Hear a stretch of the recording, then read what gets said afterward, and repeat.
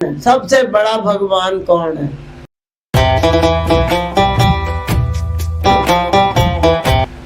प्यारे, अभी माता रानी भी आई, भोलेनाथ भी आ गए, कन्हैया जी भी आ गए, सब आ गए। गुरमा जी तो है ही हैं, और इधर बीच में राम जी भी बैठे हुए। मेरा आप सबसे एक सवाल है, जो भी कोई जवाब दे दे वही विजेता होगा। जो जीतेगा उसको पानी की बोतल मिलेगी।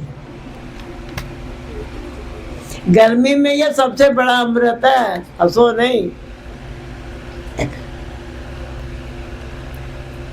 सवाल ये है कि सबसे बड़ा भगवान कौन सा है? राम जी, श्याम जी, माता जी, भोलेनाथ, हनुमान जी, कौन है सबसे बड़ा भगवान? कौन है?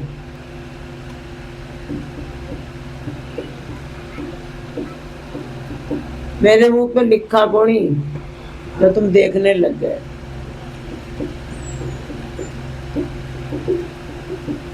सोचो जल्दी से, वैसे बताओ कितने वर्ष तक? तो 30 साल स्वामी जी भी यहाँ पे आते रहे हैं, और ये 30वां भंडारा था।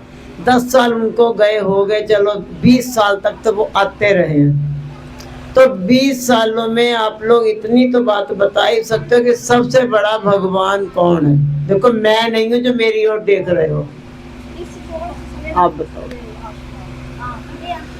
कौन है सबसे बड़ा भगवान? है क्या बोली? अच्छा, इधर आया जी हमारे लिए तो नंगली निवासी भगवान, ये भी कह रहे हैं श्री गुरु महाराज जी। और कोई?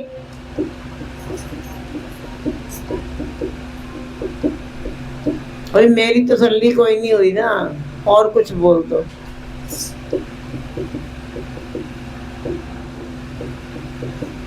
इधर भाई लोग नहीं बोल रहे कुछ भी। सत्संग तो आप लोगों ने भी बड़ा सुना है, ये तो समझ ही नहीं आ रहा। ये फर्राटा चल रहा, जोर से बोल। श्री गुरमा जी। अच्छा, और कोई?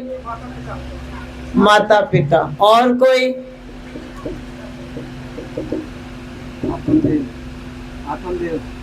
आत्मदेव, ये इधर ज्ञानी जी बोले। और बोलो।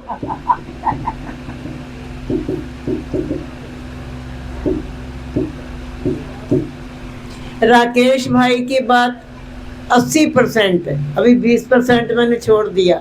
80% सही है कि सबसे बड़ा भगवान है तुम्हारा माता पिता, जो तुम्हें इस दुनिया में लेके आए, परवरिश की, सब कुछ किया। लेकिन फिर भी कोई और है जो सबसे बड़ा भगवान है, उनको मैंने 80 नंबर दिया, 80%। माता बोलो। गुरु महाराज जी। अब मैं बोलूं? हार गए पक्का? ना तो गुरु महाराज जी बड़े हैं, कड़वी बात है पर सच है। ना राम जी बड़े हैं, ना कृष्ण बड़े हैं, ना भोले बड़े हैं, ना हनुमान जी बड़े हैं, ना कोई और बड़ा है। और अगर कोई बड़ा है तो वो है तुम्हारा विश्वास। जहां पर भी टिक गया, किसी ने पत्थर से पा लिया विश्वास के सदका, किसी ने भगवान के कैसे पा लिया।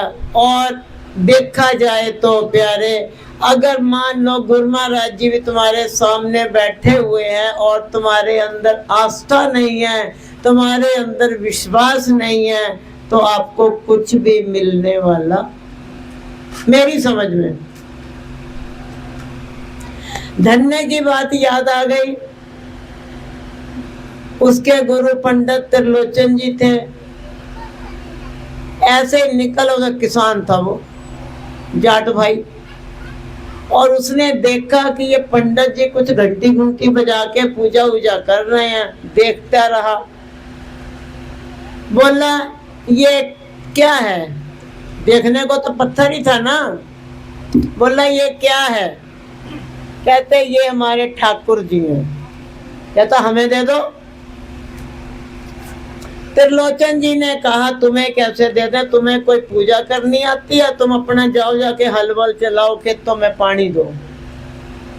कहते तुम बताओगे तो हम सीख जाएंगे, दे दो। आखिरकार उस पंडित जी ने एक हरकत कर दी, सालग्राम नहीं दिया, उसको पंसेरी का बाट दे दिया। और वो उसी को ही विश्वास आस्था के साथ घर ले आते और ला करके जैसे जैसे पंडित जी ने कहा था वैसे वैसे वो पूजा करने लगे। अब वो स्नान भी कराया, तिलक भी किया, आरती भी की, सब कुछ करने के बाद अब बारी आती है भोग लगाने। उसको ये नहीं मालूम कि पंडित जी भोग कैसे लगाते थे। और उसने सर्दियों के दिन थे, साग मक्की की रोटी, साथ में लस्सी का गिलास और उस पर मक्खन तैरता हुआ। बोला ठाकुर जी आओ भोग लगाओ। आंखें बंद करके बैठ गए। ठाकुर जी आओ भोग लगाओ, पर ठाकुर जी नहीं। सवेरे से शाम हो गई, उस दिन बेचारा खेत पे भी नहीं गया और वहां पर भी फिर शाम को भी कहते क्या है तू, त्रिलोचन ज्यादा बढ़िया खिलाता था क्या पंडित, तो हम नहीं दे पा रहे हैं। अरे इसी से गुजारा कर लो, देखो हम भी भूखे हैं। लेकिन ठाकुर जी नहीं आए। रात बीत गई, दूसरा दिन आया, दूसरा दिन भी ढल गया, तीसरा दिन जब आया तो धन्य को हम लोग क्या करते हैं, अरे ये कुछ भगवान भगवान नहीं है, भगवान होते तो भला आते ना, ये हम लोगों की सोच है। लेकिन वो धन्ना था जिसके अंदर ये विचार आया कि त्रिलोचन जी के घर से तो सब कुछ ये खाते हैं, ये नहीं उसको मालूम कैसे खाते हैं।